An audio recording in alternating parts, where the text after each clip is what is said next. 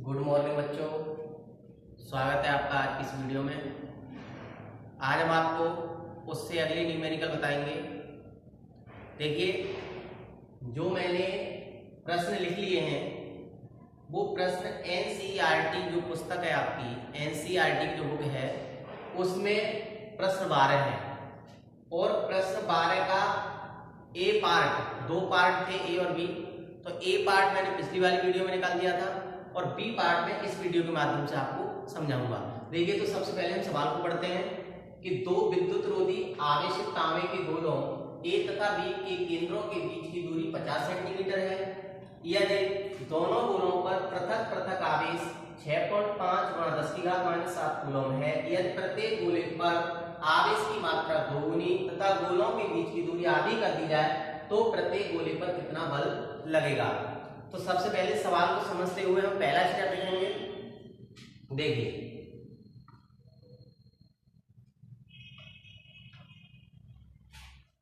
दो विद्युत रोधी आवेशित तांबे के गोलों ए तथा बी के केंद्रों के बीच की दूरी 50 सेंटीमीटर है। कितनी है? 50 सेंटीमीटर। अब देखिए, तो सबसे पहले आर इक्वल टू कितना लिख लेंगे? 50 सेंटीमीटर, ठीक है, या 100 का भाग दे देंगे, इसको किसमें चेंज कर लेंगे? मीटर में। या कितनी हो जाएगी? 0.5 मीटर, ठीक है। यदि दोनों गोलों पर पृथक पृथक आवेश 6.5 × 10⁻⁷ कूलम है तो Q1 का मान कितना है? 6.5 × 10⁻⁷ कूलम। ऐसे Q2 का मान कितना है? 6.5 × 10⁻⁷ कूलम, ठीक है। अब देखिए, जब आवेश की मात्रा कितनी कर दी जाती है? दोगुनी। तो नया आवेश मान लो Q1 डैश इक्वल टू कितना हो जाएगा? 2 का इसमें गुणा कर देंगे, 2 × 6.5 × 10⁻⁷ कूलम। ऐसे ही इसको मान लो Q2 dash equal to 2 × 6.5 × 10⁻⁷ coulomb. तो कितना हो जाएगा ये? तो Q1 डैश इक्वल हो जाएगा ये 13 × 10⁻⁷ कूलम। ऐसे ही Q2 डैश बराबर क्या हो जाएगा? 13 × 10⁻⁷ कूलम। अब देखिए, अब बीच की दूरी आधी कर दी जाती है तो R डैश इक्वल टू मान लो कितनी हो जाएगी? 0.5/2। तो कितनी हो जाएगी ये? 0 बढ़ा लो, कितनी हो जाएगी? 1/4। तो R डैश इक्वल टू कितना होगा? 1/4। और जो नए आवेश हैं कितने हो गए? Q1 डैश और Q2 डैश। तो इतना समझ में आ गया होगा। हमने क्या किया कि आवेश की मात्रा कितनी कर दी जाती है? दोगुनी, तो 2 का गुणा कर दिया, दोगुनी, और बीच की दूरी जो है कितनी कर दी जाती है? आधी, तो इसमें 2 का भाग दे दिया। अब हम नया जो बल है वो कैसे निकालेंगे? कूलम के नियम से निकालेंगे। तो F इक्वल टू क्या हो जाएगा? 1/, अब नया बल है तो F डैश मान लो, तो F dash equal to 1/4πε0 Q1 dash Q2 dash बटे R स्क्वायर। तो F डैश बराबर हो जाएगा, इसका मान रख देंगे 9 × 10⁹ गुणा Q1 डैश का मान कितना है? 13 × 10⁻⁷, और जब हम इसको हल करेंगे तो इसका हो जाएगा बटे R स्क्वायर करना है। तो R डैश स्क्वायर हो जाएगा यहाँ पे, R डैश का मान कितना? 1/4, तो यहाँ हो जाएगा 1/16, ठीक है। अब देखिए, इसको आगे हल करेंगे तो F डैश इक्वल टू हो जाएगा 9 × 10⁹ गुणा 13 का मान करेंगे 169 × 10⁻14 और बटे 1/16, 16 इधर ऊपर आ जाएंगे, ठीक है। तो क्या हो जाएगा? F डैश इक्वल टू हो जाएगा 9 × 169 × 16 × 10⁻⁵ अब देखिए आगे कैसे करेंगे। अब इसको आगे हल करेंगे, F डैश बराबर तो कितना आएगा? 0.243 न्यूटन। जब इसको आगे हल करेंगे तो कितना आएगा? 0.243 न्यूटन, ठीक है। अब देखिए, अगला सवाल देखते हैं।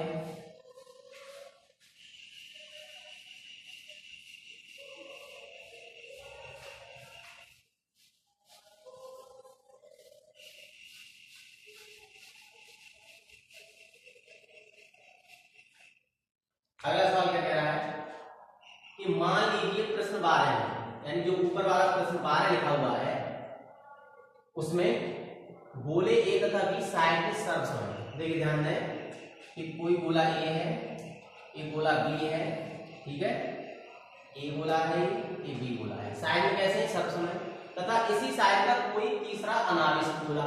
तो यहाँ पे कोई तीसरा अनाविष्ट गोला मान लिया, इसको मान लिया सी। कोई तीसरा अनाविष्ट गोला क्या है, सी है। सवाल को ढंग से समझेंगे, सी है, ठीक है।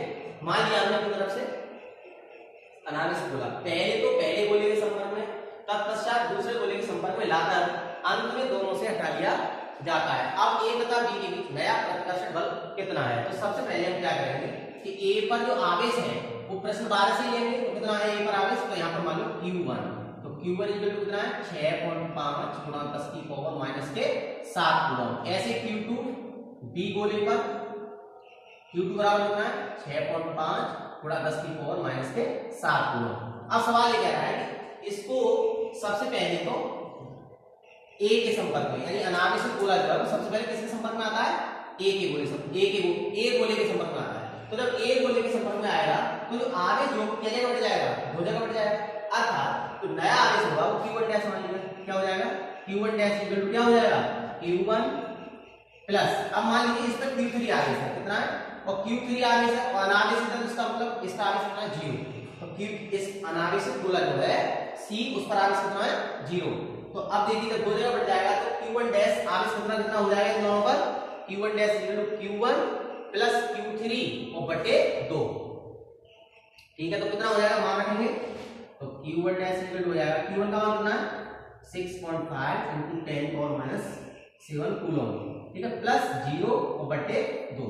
तो इसको आगे सॉल्व करेंगे तो कितना हो जाएगा 3.25 into 10 पावर माइनस के 7 कूलम। यानी इन दोनों पर अलग अलग कितना आवेश हो गया, अब कितना हो गया, ठीक है। अब देखिए अब ये गोला हटा लिया गया, ठीक है। अब किसके संपर्क में लाया गया, बी के संपर्क में। तो इस पर सी गोले पर आवेश कितना हो गया 3.25 into 10 पावर माइनस 7 कूलम, और इस पर पहले से कितना है 6.5 into 10 पावर माइनस 7 कूलम। तो जब इसके संपर्क में लाएंगे तो नया आवेश जो है Q2 डैश मान लो, Q2 डैश इक्वल टू कितना हो जाएगा, ठीक है। इस पर कितना है Q3, सॉरी इस पर कितना आ गया Q1 डैश प्लस Q2 और बटे 2, ठीक है। अब देखिए Q2 डैश इक्वल टू कितना हो जाएगा, Q1 डैश का मान कितना है 3.25 into 10 पावर माइनस 7 प्लस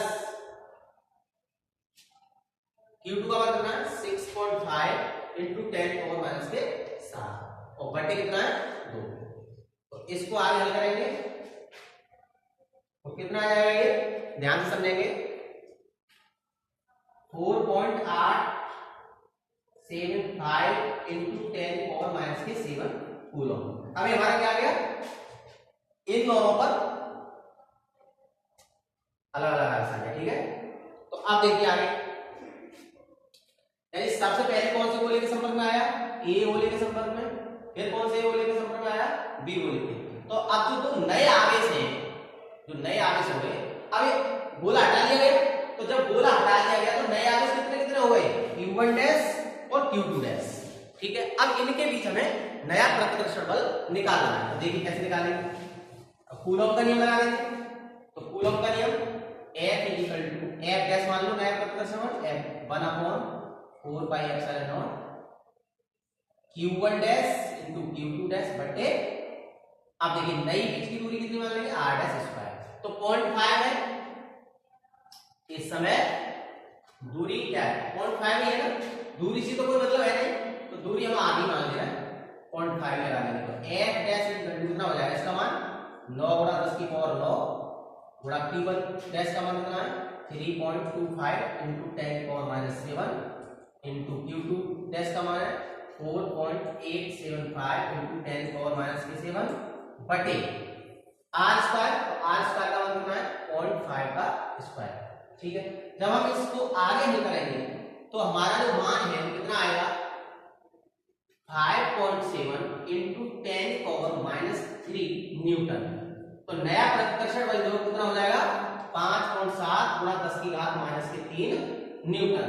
तो इस तरह से हम सवाल को सॉल्व करते हैं, और इससे अगले न्यूमेरिकल में अगली वाली वीडियो पढ़ाऊंगा। आज के लिए इतना ही कंप्लीट करें, धन्यवाद।